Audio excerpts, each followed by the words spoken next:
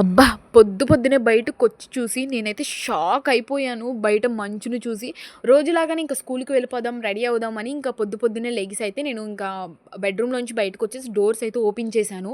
Open చేస్తే బయట ఇంత ఘోరంగా ఉంది. ఇప్పటికి కొంచెం పర్లేదు. నేను ఆల్రెడీ స్నానం చేసేసి టిఫిన్ చేసేసాను. స్కూలుకి వెళ్దామని రెడీ అయిపోయాను.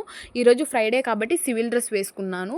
ఇంకా నేను లెగిసినప్పుడైతే ఇంకా ఘోరంగా ఉంది. ఇప్పుడే ఇలా ఉందంటే నేను లెగిసినప్పుడు ఇంకా ఎలా ఉందో ఒక్కసారి ఊహించుకోండి. పొద్దున్నే వర్క్ చేసుకునే వాళ్ళు ఉంటారు కదండీ! జాబ్స్‌కి వెళ్ళేవాళ్ళు, కంపెనీస్‌కి వెళ్ళే వాళ్ళకైతే చాలా ఇబ్బందయిపోతుంది. అసలు దారి కూడా కనిపించడం లేదు. అంత ఘోరంగా ఉంది మంచయితే. నాకైతే అస్సలు స్కూలుకి కూడా ఎళ్ళబుద్ధి అవ్వట్లేదు. చాలా బాగా ఉంది మంచయితే. ఈ రోజు మాత్రం రోజు రోజుకి పెరుగుతుందే గానీ అస్సలు తగ్గట్లేదు.